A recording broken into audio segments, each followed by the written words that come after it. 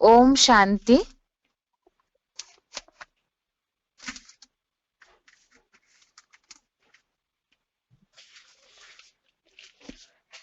भगवत गीता श्लोक क्लास में आज का श्लोक है तीसरे अध्याय का 33वां श्लोक, अध्याय 3, श्लोक नंबर 33। श्लोक है सदृशं चेष्टते स्वस्य प्रकृतेर्ज्ञानवानपि प्रकृतिं यान्ति भूतानि निग्रह किम करिष्यति। श्लोक दोबारा। सदृशं चेष्टते स्वस्य प्रकृतेर्ज्ञानवानपि प्रकृतिं यान्ति भूतानि निग्रह किम करिष्यति। संधि विच्छेद श्लोक का। सदृशं चेष्टते स्वस्य प्रकृते ज्ञानवान अपि प्रकृतिं यान्ति भूतानि निग्रह किम करिष्यति। संधि विच्छेद दोबारा।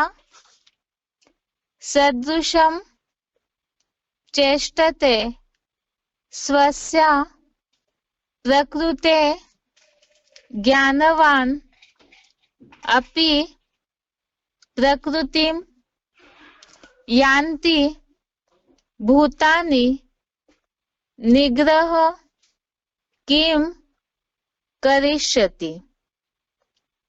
शब्दों का अर्थ है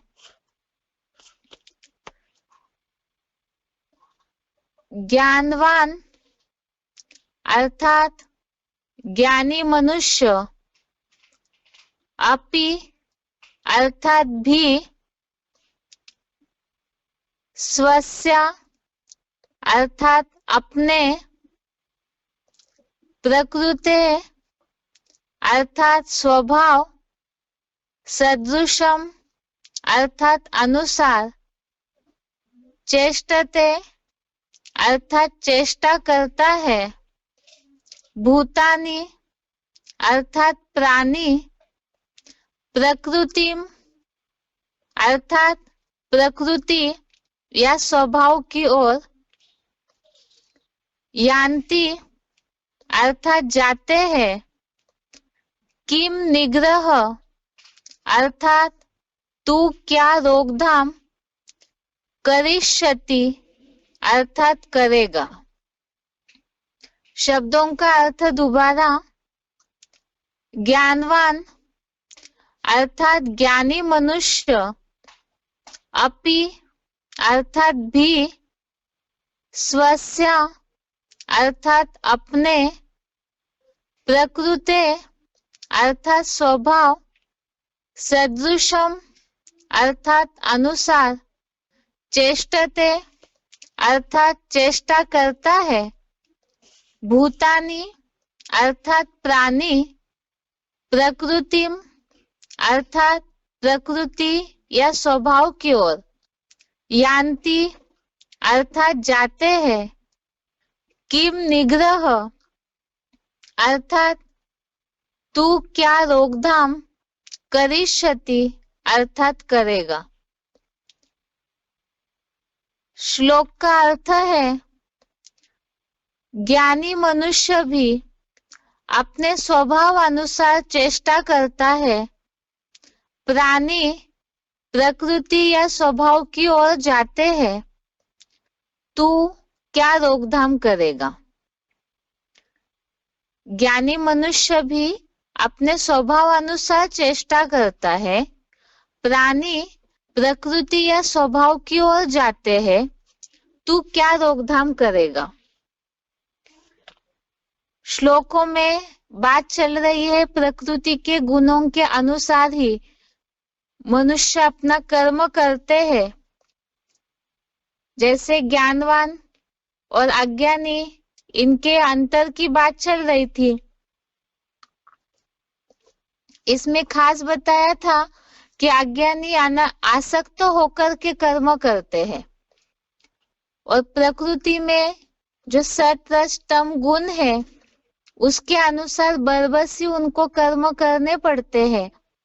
इसीलिए ऐसे प्रकृति के अनुसार जो कर्म करते हैं, तो ज्ञानियों को ये बात बताई गई श्लोकों में कि वो ऐसे अज्ञानियों को जो मंद बुद्धि है उनको विचलित न करे, और साथ साथ ज्ञानियों का ऐसे समय में कैसा कर्म होना चाहिए वो भी बताया है श्लोकों में, जो हमने अभी तक देखा। दृष्टि होकर कर्म करना है, आशाहीन ममताहीन निस्ताप होना है, और साथ में ही श्रीमत का पालन करना है। तो ये सारी बातें ज्ञानियों के लिए कैसे कर्म होने चाहिए वो बताया। अब ये सारी बात समझाने के बाद भी भगवान श्लोक में ये बता रहे हैं कि ज्ञानी मनुष्य भी अपने प्रकृति के अनुसार ही, जो श्लोक में शब्द आया है प्रकृते सदृशम, अर्थात स्वभाव अनुसार।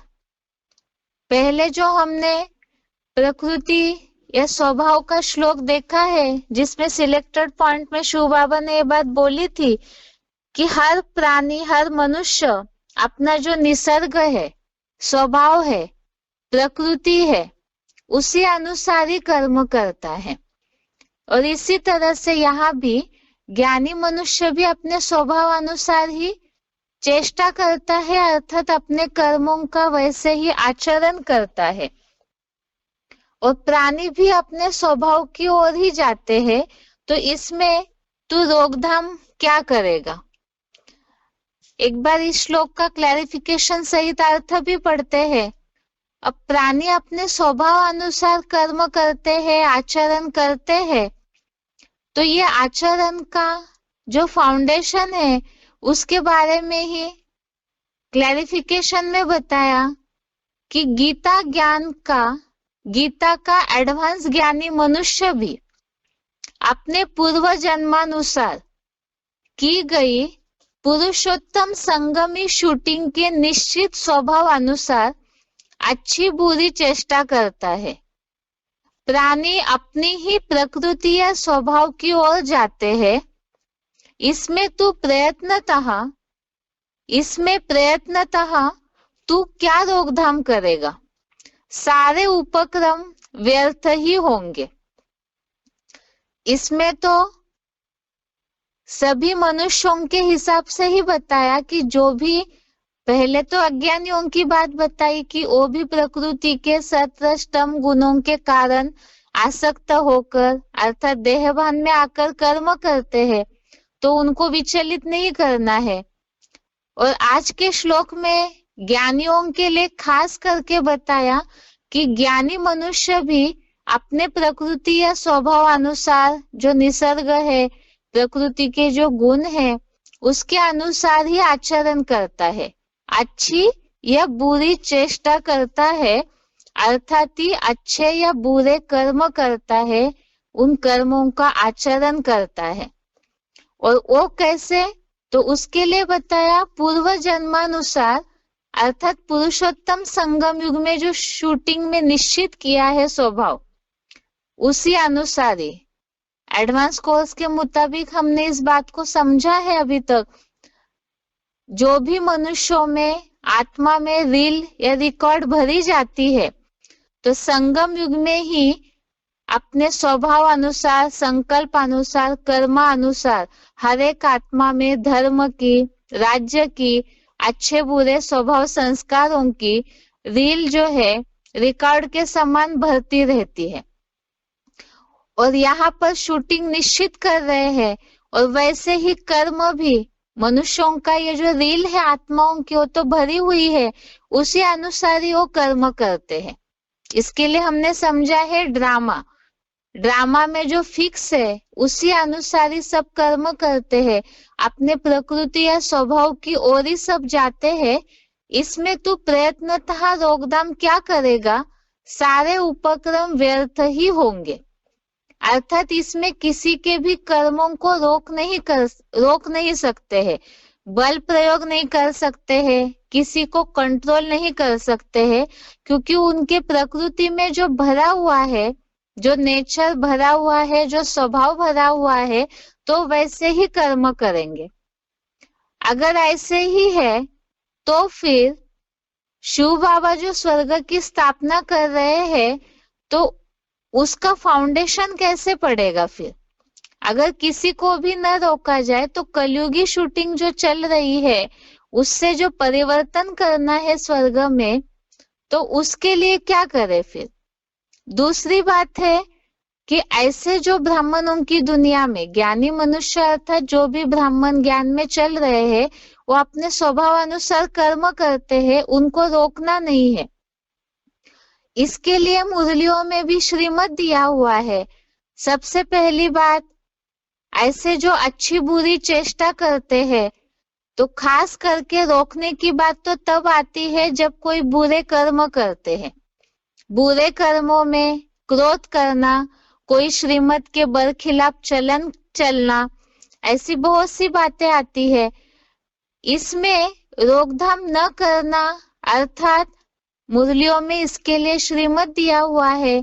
सबसे पहली बात तो जैसे कोई गलत कर्म करते हुए दिखता है, तो मुरलियों में इसके लिए बोला है कि एक दो बार उनको समझाना है, लेकिन कंट्रोल कर, रोकथाम करना, बल प्रयोग करना, अर्थात उन्हें कंट्रोल करना।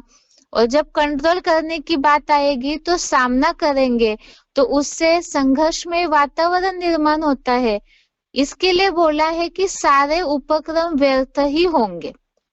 इसीलिए मुरलियों में ऐसे कर्मों के लिए श्रीमत दिया हुआ है कि ऐसे कोई बुरा कर्म कर रहा है तो एक दो बार उनको समझाना है।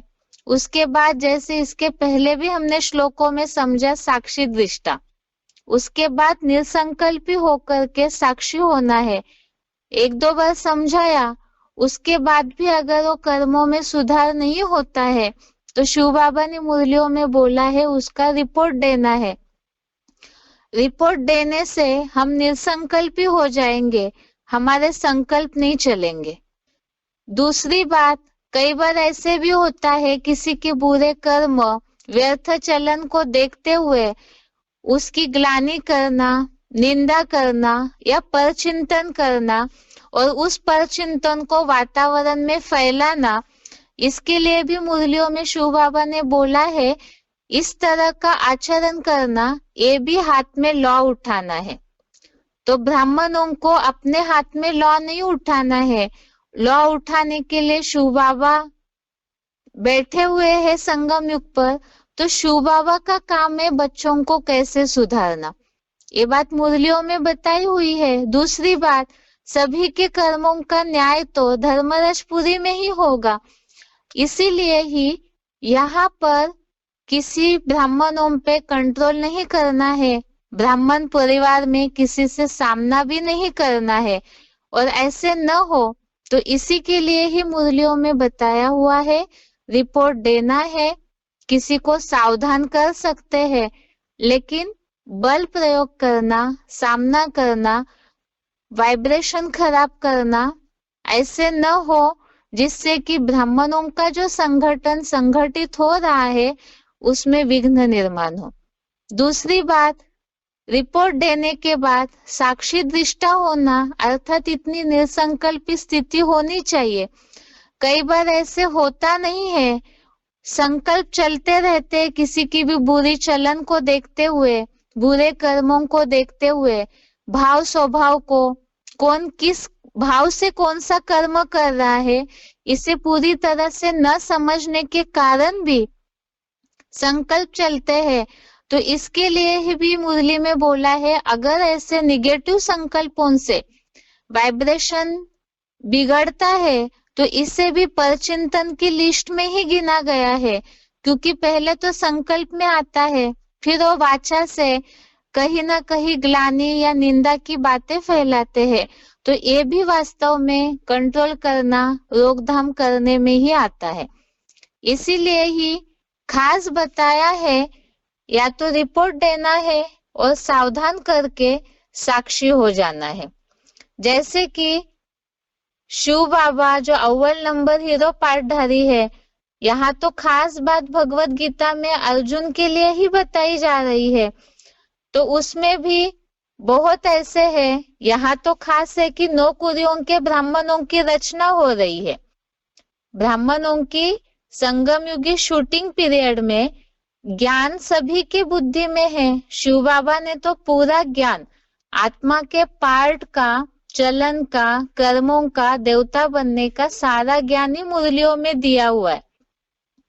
उसके बावजूद भी 9 कुरियों के ब्राह्मणों की रचना होती है, चाहे बेसिक ब्राह्मणों की दुनिया हो, चाहे एडवांस ब्राह्मणों की दुनिया हो, दोनों दुनिया में भी और लौकिक जो दुनिया है उसमें भी जो अलग अलग कैटेगरीज की रचना होती है, तो उसका कारण है कि यहाँ बीज रूप दुनिया में ज्ञान सभी के पास है, लेकिन जो आत्मा में रील लुंदी हुई है अलग अलग धर्म के धारणाओं की, वो जो छिलका चढ़ा हुआ है, उसके कारण ही वो अपने स्वभाव अनुसार ही जाते हैं।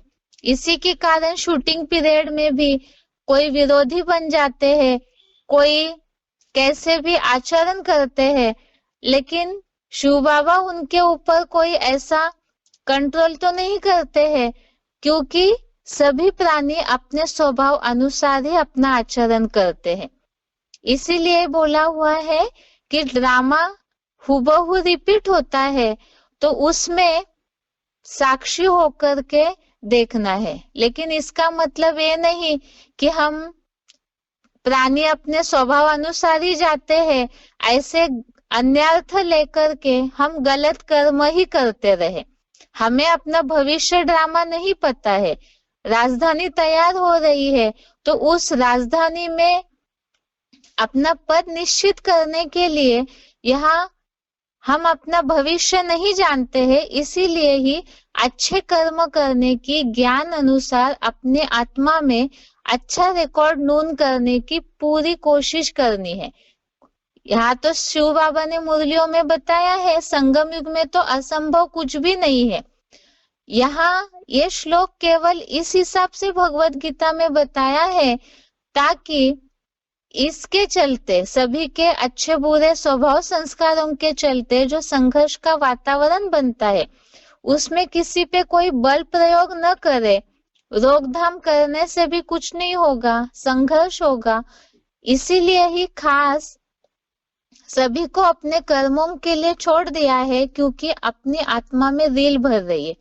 लेकिन ज्ञान के अनुसार पूरी तरह से हम अपना भविष्य ड्रामा न जानते हैं, इसीलिए ज्ञान के अनुसार पूरा यही पुरुषार्थ करना है कि हम अपने बुरे संस्कारों के छिलके को, एडवांस ब्राह्मण तो जानते हैं कि बीजों के ऊपर अलग अलग धर्मों के संकर रंग का छिलका चढ़ा हुआ है, तो छिलके को पूरा उतार के अपने ज्ञान योग बल से राजधानी में जो स्थापना हो रही है देवता धर्म की, उसमें अच्छा पुरुषार्थ करके अच्छा पद पाने की कोशिश करनी है, अच्छा पुरुषार्थ करना है। बाकी आसपास जो ब्राह्मणों के संगठन का वातावरण है, उसका रिपोर्ट दे करके निश्चिंत हो करके अपना पुरुषार्थ करना है। ये आज के श्लोक का अर्थ है।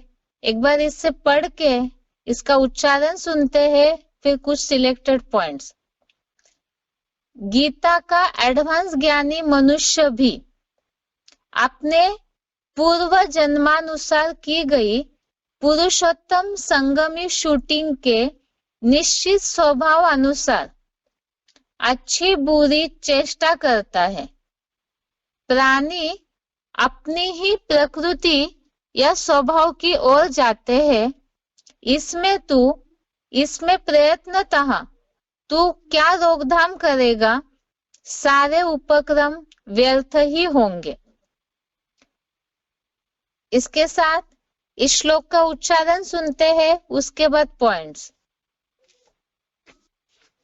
सदृशं चेष्टते स्वस्य प्रकृतिर्ज्ञानवानपि प्रकृतिं यान्ति भूतानि निग्रहाणात्मना गीता का एडवांस ज्ञानी मनुष्य भी अपनी पूर्व जन्मानुसार की गई पुरुषोत्तम संगनी शूटिंग के निश्चित स्वभाव अनुसार अच्छी बुरी चेष्टा करता है। प्राणी अपनी ही प्रकृति स्वभाव की ओर जाते हैं। इसमें तो प्रयत्नतः क्या रोकथाम करेगा, सारे उपक्रम व्यर्थ ही होंगे। सदृशं चेष्टते स्वस्या प्रकृतेर्ज्ञानवानपि प्रकृतिं यान्ति भूतानि निग्रह किं करिष्यति।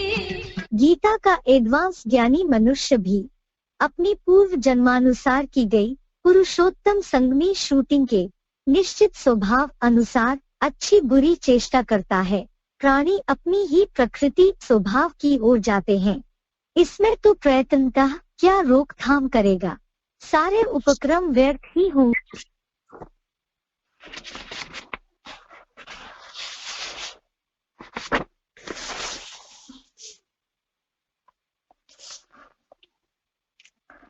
आगे अव्यक्तवाणी के पॉइंट्स है। कहने में समझने में ऐसे समझते हैं, वह कहते हैं कि कहाँ सीरियस होना ही पड़ता है, कहाँ कहाँ लॉ उठाना ही पड़ता है कल्याण के लिए। अभी कल्याण है या नहीं वह अपने से पूछो। बाप दादा ने किसी को भी अपने हाथ में लॉ उठाने की छुट्टी नहीं दी है। क्या कोई मुरली में कहा है कि भले लॉ उठाओ, क्रोध नहीं करो? लॉ उठाने वाले के अंदर का रूप वही क्रोध का अंश होता है। जो निमित्त आत्माएं हैं वह भी लॉ उठाते नहीं है, लेकिन उन्हों को लॉ रिवाइज कराना पड़ता है। लॉ कोई भी नहीं उठा सकता, लेकिन निमित्त है तो बाप द्वारा बनाए हुए लॉ को रिवाइज करना पड़ता है। निमित्त बनने वालों को इतनी छुट्टी है, सबको नहीं। अव्यक्तवाणी की तारीख 3/4/1997, अव्यक्तवाणी डेट 3 अप्रैल 1997। पॉइंट दोबारा, कहने में समझने में ऐसे समझते हैं, वह कहते हैं कि कहाँ कहाँ सीरियस होना ही पड़ता है, कहाँ कहाँ लॉ उठाना ही पड़ता है कल्याण के लिए। अभी कल्याण है या नहीं वह अपने से पूछो। बाप दादा ने किसी को भी अपने हाथ में लॉ उठाने की छुट्टी नहीं दी है। क्या कोई मुरली में कहा है कि भले लॉ उठाओ, क्रोध नहीं करो? लॉ उठाने वाले के अंदर का रूप वही क्रोध का अंश होता है। जो निमित्त आत्माएं हैं वह भी लॉ उठाते नहीं है, लेकिन उन्हों को लॉ रिवाइज कराना पड़ता है। लॉ कोई भी नहीं उठा सकता, लेकिन निमित्त है तो बाप द्वारा बनाए हुए लॉ को रिवाइज करना पड़ता है। निमित्त बनने वालों को इतनी छुट्टी है, सबको नहीं। इसमें जैसे बात आई है, अब किसी के भी बुरे कर्म देखते हैं, ब्राह्मण परिवार में गलत चलन देखते हैं, तो लॉ उठाना अर्थात उनके प्रति ब्राह्मण परिवार के कोई भी सदस्य किसी भी प्रकार का एक्शन लेते हैं तो उससे लॉ उठाना कहा है। जैसे कोई क्रोध करते हैं, यज्ञ में कोई कुछ भी प्रकार की गलतियां करते हैं, तो उन्हें अपशब्द बोलना या अन्य रीति से कोई भी प्रकार के एक्शन लेना, तो इसे लॉ उठाना अर्थात अपने हाथ में कायदा लेना बोला। तो इसी के लिए बाप दादा ने ये बात बोली है कि किसी को भी लॉ उठाने की छुट्टी नहीं है, अर्थात किसी को भी अपने हाथ में कायदा लेने के लिए छूट नहीं दी है, रियायत नहीं दी है, कंसेशन नहीं दिया है। लॉ रिवाइज करने का कार्य भी निमित्त आत्माओं को दिया हुआ है, जिन्हें शिव बाबा ने निमित्त बनाया है, उन्हें भी केवल लॉ रिवाइज करने के लिए बोला है। यहाँ लॉ कानून ब्राह्मणों की दुनिया का लॉ या ब्राह्मणों की दुनिया का कानून है, मुरलियों का श्रीमत। मुरलियों में जो भी डायरेक्शन दिए हुए हैं, तो वो श्रीमत को रिवाइज करके बताने का काम भी निमित्त आत्माओं को दिया हुआ है। इसके लिए ही बताया कि लॉ अपने हाथ में उठाना, अर्थात किसी भी प्रकार की ब्राह्मणों की कोई भी चलन को देख करके कोई भी प्रकार की ब्राह्मण परिवार के सदस्य एक्शन लेते हैं तो उसे लॉ उठाना कहा, और ये लॉ उठाना भी कहीं ना कहीं क्रोध का अंश है। इसीलिए शिव बाबा ने, बाप दादा ने बात बोली है अव्यक्त वाणियों में, लॉ उठाने की छुट्टी किसी को नहीं है, केवल निमित्त आत्माओं को लॉ रिवाइज करने के लिए बोला है। अगला पॉइंट है मुरली तारीख 10 दिसंबर 1968, मुरली डेट 10 दिसंबर 1968। पॉइंट है बाबा कहे यह काम न करो, मानेंगे नहीं, जरूर उल्टा काम करके दिखावेंगे। राजधानी स्थापन हो रही है, उसमें तो हर प्रकार के चाहिए ना। पॉइंट दोबारा, मुरली तारीख 10 दिसंबर 1968, बाबा कहे यह काम न करो, मानेंगे नहीं, जरूर उल्टा काम करके दिखावेंगे। राजधानी स्थापन हो रही है, उसमें तो हर प्रकार के चाहिए ना। इसमें जैसे राजधानी में वैरायटी प्रकार के चाहिए, राजधानी के जो पद बन रहे हैं, अलग अलग धर्मों की जो 9 कुरियों के ब्राह्मण हैं, और राजधानी में जो भी राजा से लेकर दास दासी चांडाल तक पद बनते हैं, तो ये पद बनने का कारण भी है, हर ज्ञानी मनुष्य अपने स्वभाव अनुसार ही जाता है। ज्ञान सुनते हैं, समझते हैं, लेकिन उसे धारणा करने में सब नंबरवार हो जाते हैं, अर्थात अपने स्वभाव अनुसार ही, अपने शूटिंग में जो उनके आत्मा में रील भरी हुई है, उसी अनुसार ही वो आचरण करते हैं। उसी कारण से राजधानी में अलग अलग प्रकार के पद बनते हैं। तो ऐसे ही जैसे अलग अलग धर्मों में कन्वर्ट होने की शूटिंग भी संगमयुगी ब्राह्मणों की दुनिया में ही फाउंडेशन पड़ता है, ऐसे समय में शिव बाबा को पहचान कर बहुत ऐसी आत्माएं हैं जो विरोधी पार्टियों में जा रही है, विरोध करते हैं, अलग अलग प्रकार का जो भी आचरण करते हैं ब्राह्मणों के संगठन में, उसके बावजूद भी शिव बाबा तो उन्हें रोकथाम नहीं करते हैं, क्योंकि सभी को, बाबा ने मुरलियों में ये बात बोली है, बाबा किसी के भी साथ पार्शलिटी नहीं करते हैं, सभी को एक जैसी ही पढ़ाई पढ़ाते हैं, लेकिन उसे ग्रहण करने में नंबरवार हो जाते हैं। तो नंबरवार इसीलिए क्योंकि सभी अपने स्वभाव अनुसार ही अच्छा बुरा आचरण करते हैं, अच्छा बुरा पुरुषार्थ करते हैं, सभी नंबरवार ऐसे पुरुषार्थ करते हैं। तो इसीलिए ही शिव बाबा ने ये बात बोली, बाबा कहे यह काम न करो, लेकिन मानेंगे नहीं, उल्टा ही करते हैं। तो राजधानी स्थापन हो रही है, हर प्रकार के चाहिए। शिव बाबा इस बात को जानते हैं, इसीलिए ही किसी को भी रोकथाम नहीं करते हैं, न बल प्रयोग करते हैं। आगे का पॉइंट है अव्यक्तवाणी की तारीख 24 अक्टूबर 1975, अव्यक्तवाणी डेट 24 अक्टूबर 1975, पेज नंबर 229। पॉइंट है जो कहते हैं ऐसे यह होता है क्या, ब्राह्मणों में यह बात होती है, यह आश्चर्य की निशानी हो गई। यह भी नहीं होना चाहिए। यह क्यों हुआ? क्यों? क्या कहना? यह क्वेश्चन हुआ। यह भी व्यर्थ संकल्प उत्पन्न होने का आधार है। जो होता है उसको साक्षी हो देखो। साक्षी के बजाय आत्मा के साथी बन जाते हो। बाप के साथी के बजाय आत्मा के साथी बन जाते हो। जितना समय आत्मा के साथी, उतना समय बाप के साथी नहीं बनेंगे। यह खंडित योग हो जाता है। खंडित चीज फेंकने वाली होती है।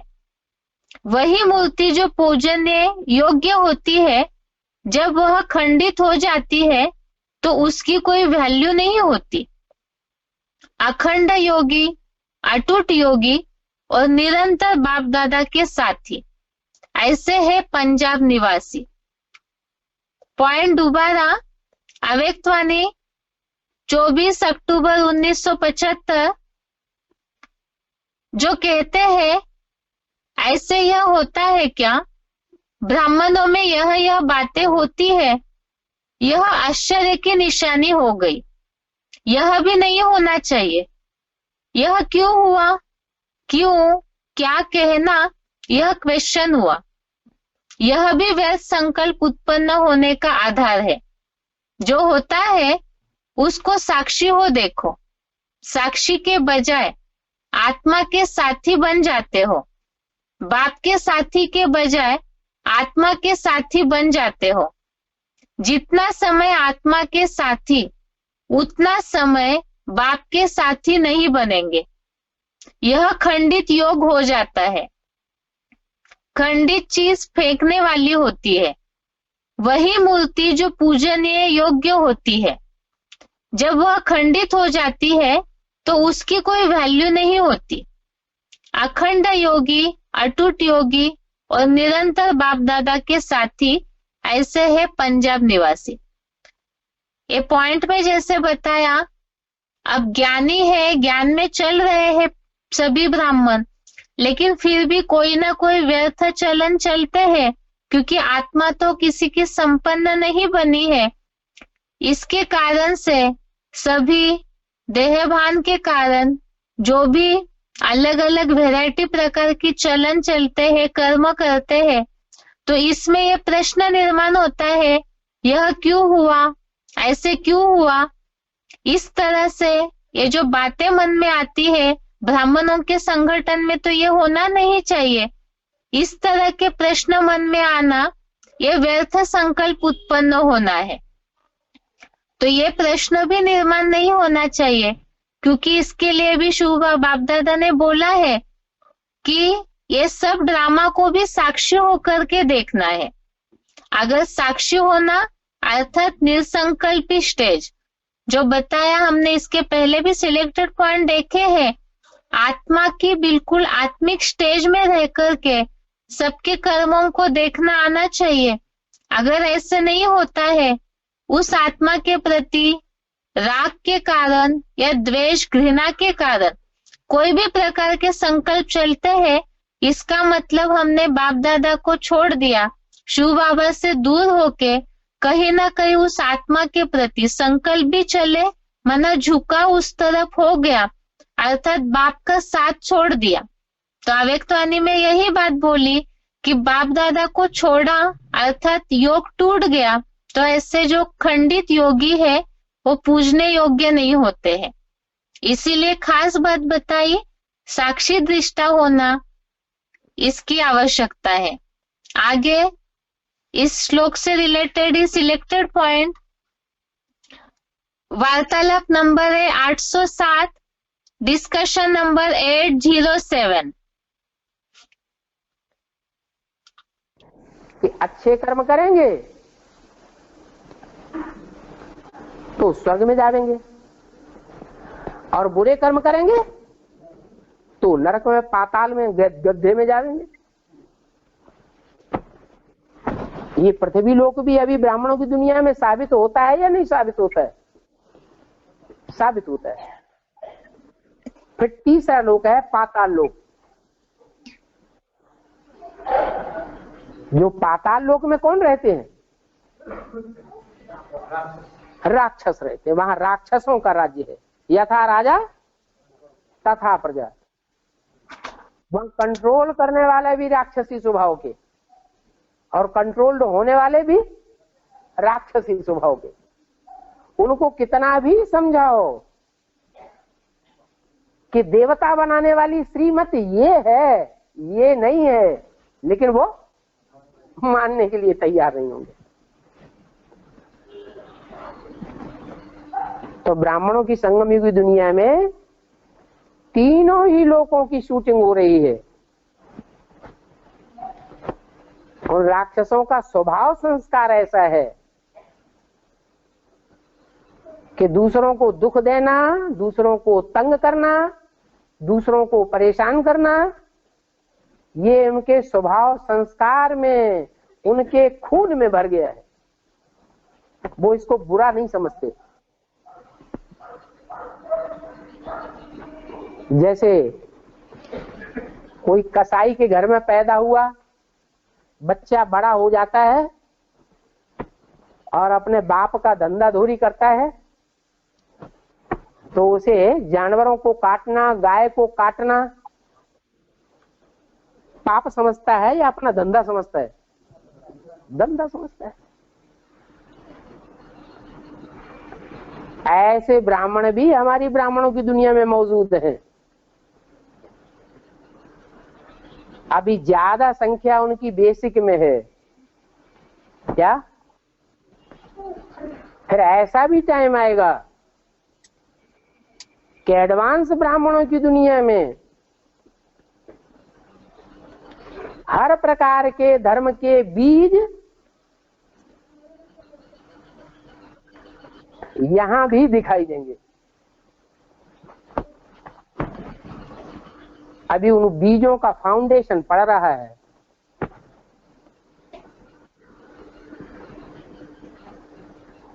क्या? लालने के पांव पालने में ही मालूम पड़ जाते हैं। यहाँ ब्राह्मणों की दुनिया में ही एडवांस में भी वो चेहरे तैयार हो रहे हैं। न कोई बात, न कोई चीत,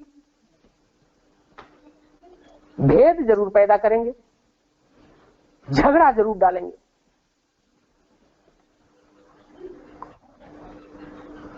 दो दो बाप, चार चार बाप जरूर बनाएंगे, द्वैतवाद जरूर पैदा करेंगे।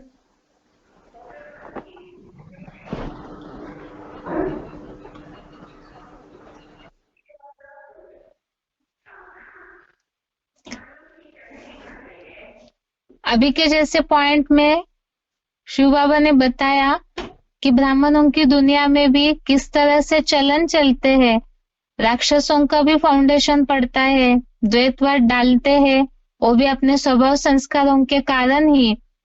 तो ये वैरायटी चलन का खास कारण है, अपने स्वभाव की ओर जाते हैं। आगे का पॉइंट है selected point number 795, selected point number 795। दैवी गुण भी जरूर धारण करने हैं, नहीं तो एडवांस पार्टी में खास बंदरों की सेना है।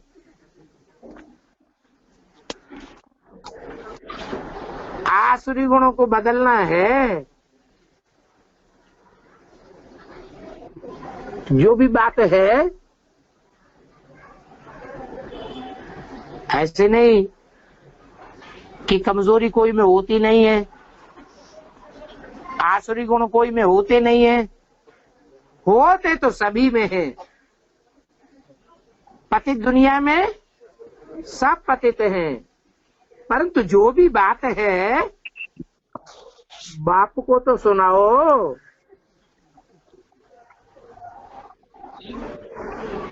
नहीं तो तुम निंदा करके और भी बिगड़ते जाते हो। अपनी बातों वो भी सुनाओ और औरों की भी जो बात है वो भी दिल के अंदर न रखो, बाप को सुनाओ। दिल के अंदर रखेंगे तो कचरा बढ़ेगा, दिल के अंदर कचरा बीमारी फैलाएगा या बीमारी घटेगी? बीमारी फैलाएगा, फिर औरों की निंदा करने लग पड़ेंगे, वो कचरे की बीमारी मुंह से निकलने लग पड़ेगी, निंदा करने लग पड़ेंगे और ही बिगड़ते जाएंगे।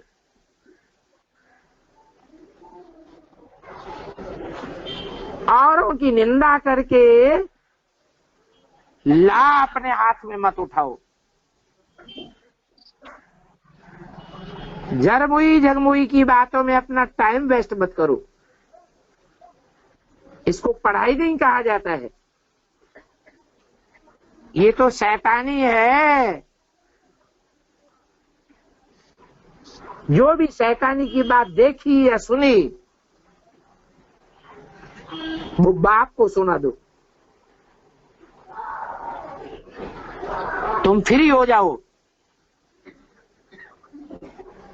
बाबा जाने, उल्टा पलटा काम करने वाले बच्चे जाने, हमारी जिम्मेवारी खत्म।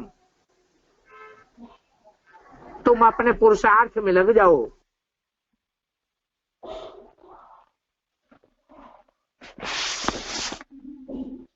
अभी के पॉइंट में जैसे बताया कि वैरायटी चलन देखकर किसी की निंदा नहीं करनी है, बाबा को सुना करके साक्षी हो जाना है और अपना पुरुषार्थ करना है। ये आज का श्लोक हो गया और सार यही हमने समझा है कि सभी अपने अनुसार स्वभाव अनुसार कर्म करते हैं, हमें उसमें साक्षी हो जाना है और रिपोर्ट देना है। आगे बेसिक कोर्स। बेसिक कोर्स में बात चल रही थी 3 लोक के चित्र में साकार वतन की। साकार वतन में बात चल रही थी सृष्टि चक्र के आयु की। सृष्टि चक्र, काल चक्र कितने वर्ष का होता है, इसमें हमने शास्त्रों के हिसाब से तो ये बात जिज्ञासुओं को समझाई, देखा कि लाखों वर्ष का सृष्टि की आयु नहीं हो सकती है। अभी भगवत गीता के आधार से हम श्लोकों को देख रहे थे कि सृष्टि की आयु, क्या भगवत गीता में सृष्टि की आयु का उल्लेख कितना है।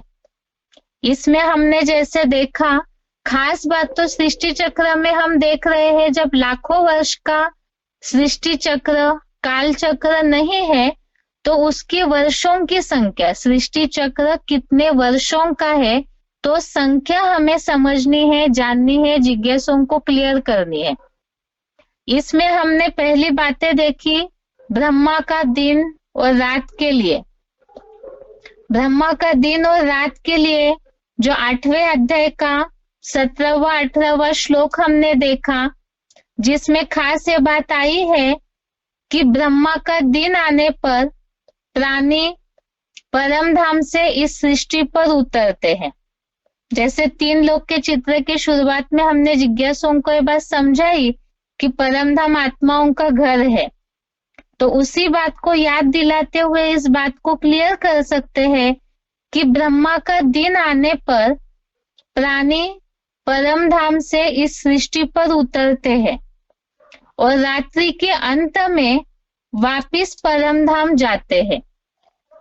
तो ये श्लोकों से ये बात, जो ब्रह्मा का दिन और रात, ये शब्द जो श्लोकों में आए हैं, इससे ये बात हमने समझी कि ब्रह्मा का दिन और रात मिल करके सृष्टि चक्र, काल चक्र का एक आवर्तन या एक सर्कल घूमने का समय पूरा होता है।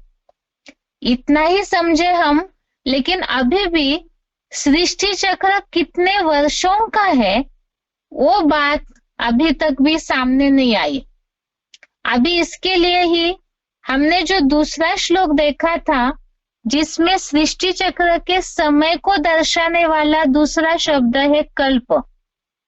अब देखते हैं कि इस कल्प शब्द को लेकर के क्या सृष्टि चक्र, काल चक्र का वर्ष कितने समय है, कितने वर्षों का है सृष्टि चक्र, ये समझ में आएगा। जैसे भगवत गीता में श्लोक आया है 9वें अध्याय का 7वां श्लोक, अध्याय 9 का श्लोक नंबर 7। ये श्लोक है सर्वभूतानि कौन्तेय प्रकृतिम यान्ति मामिकाम कल्पक्षये पुनस्तानि कल्पादो विसृजाम्यहम्। इसमें पूरा श्लोक नहीं देखेंगे, श्लोक इस हिसाब से पढ़ा है ताकि रेफरेंस समझ में आए। जिज्ञासुओं को समझाने के लिए तो खास ये 2 शब्द है, कल्पक्षय और कल्पादो। इस श्लोक के भावार्थ में जो बात आई है, कल्पांत काल में सभी प्राणी मात्र मेरी प्रकृष्ट रचना में समा जाते हैं और कल्प के आदि काल से मैं सृजन के लिए छोड़ता हूं। यह बात आई है कल्पांत काल में, कल्प के अंत काल में सभी समा जाते हैं और कल्प के आदि काल में उन्हें सृजन के लिए छोड़ देता हूं। इसमें इस श्लोक से हम ये फिर देख रहे हैं कि कल्प का और काल चक्र का क्या संबंध है। इसमें खास बात आई है कल्पांत काल में समा जाते हैं। जैसे ब्रह्मा का दिन और रात के शब्द जो श्लोक है उसमें भी यही बात आई थी कि रात्रि अंत में लीन हो जाते हैं और ब्रह्मा का दिन आने पर प्रकट हो जाते हैं। इसी तरह से ये जो कल्पक्षय और कल्पादो ये शब्द है, इसमें भी यही बात आई, कल्पांत काल में समा जाते हैं और कल्प के आदि काल में छोड़ देता हूं। अर्थात ही कल्पांत काल और कल्प का आदि काल, कल्प का अंत और कल्प का आदि, इन 2 शब्दों से भी फिर यही बात आई कि ये सृष्टि नाटक की शुरुआत और सृष्टि नाटक के अंत का समय है। दोबारा इस बात को रिपीट कर रहे हैं। श्लोक आया हुआ है, ये श्लोक का केवल जो शब्द हमें कोर्स में समझाने हैं उसे देखते हैं। कल्पक्षये पुनस्तानि कल्पादो विसृजाम्यहम्।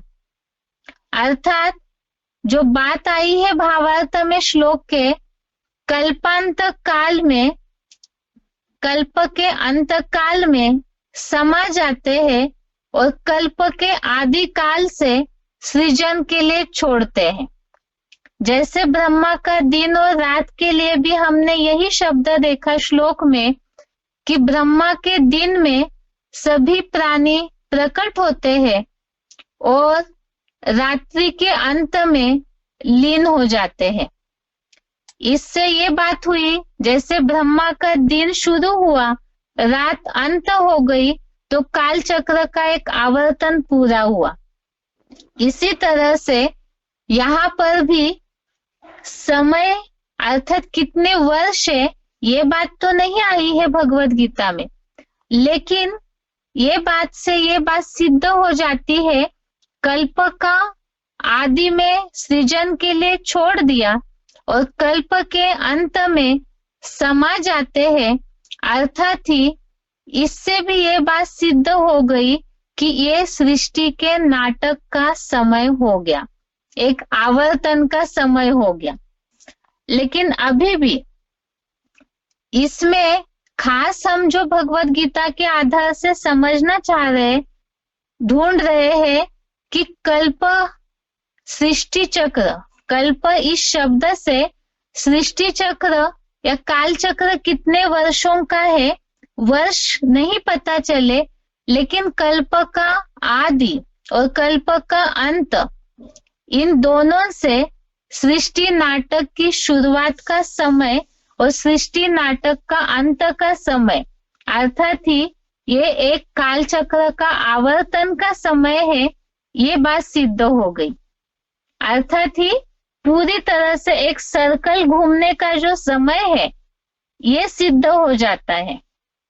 अभी ब्रह्मा का दिन और ब्रह्मा की रात, इसका कल्प से कोई संबंध है क्या? श्लोक, भगवत गीता के जो श्लोक हमें मिले हैं सृष्टि चक्र का समय दर्शाने वाले, तो इसमें ब्रह्मा का दिन और रात और कल्प, इनका आपस में कोई संबंध है क्या, इसे देखते हैं। जैसे 8वें अध्याय का 18वां श्लोक और 8वें अध्याय का 19वां श्लोक, अध्याय 8 श्लोक नंबर 18, श्लोक नंबर 19, इन दोनों में जो बात आई है ब्रह्मा का दिन और ब्रह्मा के रात की, इससे ये बात तो हमने देखी कि ये सृष्टि आवर्तन का समय है। अभी अभी इन शब्दों को रिपीट किया था कि ब्रह्मा का दिन और ब्रह्मा की रात, इससे हमने ये बात देखी है कि ये सृष्टि आवर्तन का समय है। ब्रह्मा का दिन शुरू होने से लेकर के रात अंत में जब प्राणी परमधाम जाते हैं तो ये टोटल एक सर्कल घूमा और यही सृष्टि के एक चक्र का समय हो गया, सृष्टि चक्र एक बार घूमने का समय हो गया। इसी तरह से अभी जो हमने 9वें अध्याय का 7वां श्लोक देखा, अध्याय 9 का श्लोक नंबर 7 देखा, इससे भी यही बात सिद्ध हुई कि कल्प अर्थात जो कल्प का आदि और कल्प का अंत, कल्प के आदि में प्राणी इस सृष्टि पर उतरे और कल्प के अंत में परमधाम में लीन हो गए, अर्थात ये भी सृष्टि या काल चक्र के आवर्तन का एक समय है, अर्थात पूरी तरह से एक सर्कल घूमने का जो समय है वो है। लेकिन इसके बावजूद भी यहाँ बात है कि ब्रह्मा का दिन और रात और कल्प का आदि और कल्प का अंत, ये दोनों शब्द जो है आपस में साम्यता वाले हैं। इससे ही ये बात सिद्ध हो गई कि एक कल्प जो है वही वास्तव में एक ब्रह्मा का दिन और प्लस ब्रह्मा की रात का समय है। टोटल एक कल्प का समय ही ब्रह्मा का दिन प्लस ब्रह्मा की रात, अर्थात एक कल्प ये बराबर हो गया ब्रह्मा का दिन और रात के, और यही बराबर हो गया एक काल चक्र का समय, अर्थात सृष्टि नाटक के आवर्तन का एक सर्कल घूमने का समय। अर्थात भगवत गीता में ये बात तो दिखाई गई कि सृष्टि चक्र घूमता है और उसका किस तरह से घूमता है, तो एक समय एक काल चक्र का आवर्तन है, ये बात तो हमें पता चली। लेकिन खास बात हम भगवत गीता में ढूंढ रहे हैं सृष्टि चक्र की आयु कितनी है, काल चक्र समय का कितने वर्षों का समय है, और वर्षों की संख्या हमें चाहिए। क्योंकि जब सृष्टि चक्र लाखों वर्ष का नहीं है, शास्त्रों में जो वैरायटी बातें आई है, कहीं 40,000 वर्ष, कहीं लाखों वर्ष, कहीं कुछ, तो जब वो बातें गलत है तो फिर एक्यूरेट सृष्टि चक्र का समय क्या है। लेकिन अब तक भी गीता के आधार से हम केवल समय को दर्शाने वाले शब्दों के आधार से सृष्टि नाटक का जो एक सर्कल है वो समझ में आ गया, कल्प और ब्रह्मा की रात दिन इसको मिला करके। लेकिन वर्षों की संख्या अभी भी नहीं पता चली। अब इसमें खास बात है, भगवत गीता जो शुरू का शास्त्र है, तो फिर गीता में काल चक्र का जो समय है वो स्पष्ट क्यों नहीं आया।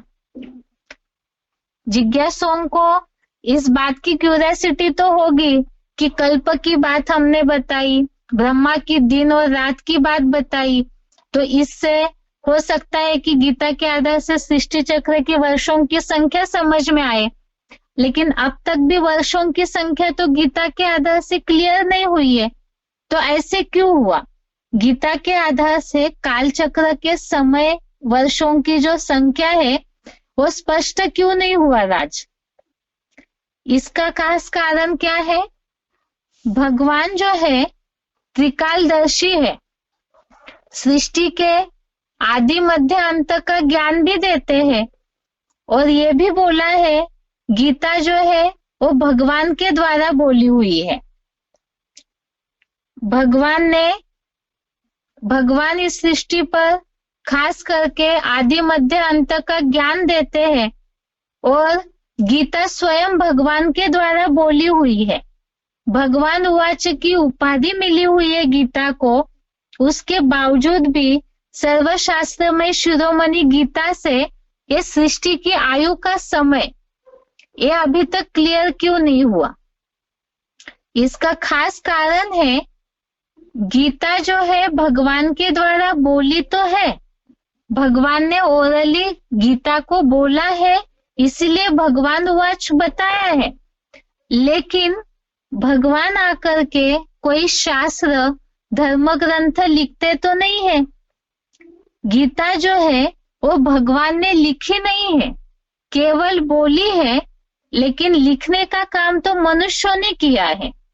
जैसे कोई धर्म पिता आते हैं तो वो केवल बोलते हैं, धर्म का प्रचार करने के लिए अपने भाषण देते हैं, लेकिन वो बैठ करके कोई धर्म ग्रंथ नहीं लिखते हैं, केवल बोलते हैं, और उनके जो फॉलोअर्स है वो फिर धर्म ग्रंथ लिखते हैं, जैसे कि बाइबल है, कुरान है।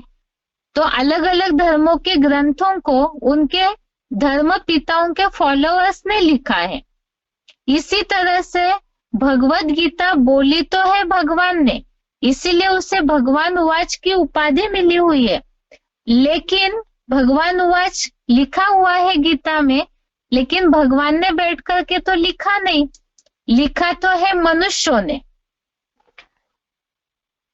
इसी के लिए ही जैसे कि बोला जाता है के समझे कवि के समझे रवि, अर्थात जब भगवान ने गीता बोली और उससे किताब का रूप दिया, धर्म ग्रंथ या शास्त्रों का रूप किताबों में उतारने का जो काम है वो तो ऋषि मुनियों के द्वारा लिखा गया। अभी जैसे शुरुआत के समय के जो कवि थे, जो भी शास्त्र वगैरह बनते गए, तो कवियों की भाषा जो थी उस समय के हिसाब से अलंकारिक थी, काल्पनिक और प्रतीकात्मक थी। अब जैसे कवियों ने जो भी लिखा है कविताएं, उसका अर्थ वो कवि ही बता सकते हैं, या तो जैसे भगवान का ग्रंथ है ये भगवत गीता, या तो उसका अर्थ भगवान ही बता सकते हैं। के समझे कवि के समझे रवि, ये जो बोला हुआ है प्रचलित मान्यता है, अर्थात ही कवियों ने जो लिखा या तो कवि बता सकता है या तो रवि बता सकता है। लेकिन अभी जिस कवि ने वो गीता लिखी है, ना ही वो इस समय हमारे सामने है, और जो रवि है वही उसका जो अर्थ समझा सकते हैं, या तो उन्हें ही उस बात को समझाना पड़ेगा। लेकिन हुआ क्या, द्वापर युग के बाद में गीता की ढेरों टीकाएं निकलती गई, जैसे शंकराचार्य की गीता या माधवाचार्य की गीता। इन गीता की टीकाओं में इतना विरोधाभास निर्माण हो गया कि विरोधाभास के कारण ही बहुत सारी बातों में कंफ्यूजन निर्माण हुई, उलझने निर्माण हुई। तो फिर क्या ये सृष्टि चक्र का जो राज है वो राज ही बन के रहेगा, या तो फिर ये राज प्रकट भी होगा? और अगर प्रकट होना है तो कैसे होगा? फिर जिसने वो बात बोली है, गीता के रहस्यों को जिन्होंने बोला है, वो ज्ञान सूर्य जब तक सामने न आए तब तक ये जो गीता के रहस्य है वो क्लियर नहीं हो सकते हैं। जिसके लिए बोला जाता है ज्ञान सूर्य प्रगटा अज्ञान अंधेरे विनाश, अर्थात गीता में जो इतनी टीकाएं निकाल करके जो विरोधाभास निर्माण किया है, उस विरोधाभास को मिटाने के लिए जो अज्ञान अंधकार फैलाया है वैरायटी बातों का, तो उसे मिटाने के लिए स्वयं उस ज्ञान सूर्य को ही, जो रवि है, वही आकर के जब तक उन बातों का अर्थ नहीं समझाते हैं, तब तक वो अर्थ गीता की क्लियर नहीं हो सकते हैं। गीता ये सनातन धर्म का शास्त्र है, और जो ये वास्तविकताएं है मनुष्यों के जन्मों से लेकर सृष्टि के आयु को लेकर के, तो ये सारी बातों का रहस्य, इसके ऊपर जो पर्दा ढका हुआ है रहस्यों पे, वो भगवान ही आकर के क्लियर कर सकते हैं। क्यों? क्योंकि जिस कवि ने उसे भगवान की बातों को किताब के रूप में उतारा है, वो भी मनुष्य है, और वो जन्म मरण के चक्र में आने के कारण भूल गए हैं। इसीलिए ही भगवान को ही स्वयं अपनी बातों का रहस्य स्पष्ट करना होता है। लेकिन वो कब करेंगे? इसके लिए ही भगवान ने गीता में इस बात का इशारा भी दिया हुआ है कि वो स्वयं आकर के ऐसा अज्ञान अंधकार का विनाश करते हैं, ज्ञान दीपक भी देते हैं। तो कैसे विनाश करते हैं, उस बात को हम कल के क्लास में समझते हैं। आज के लिए गीता क्लास यहाँ तक ही। ओम शांति।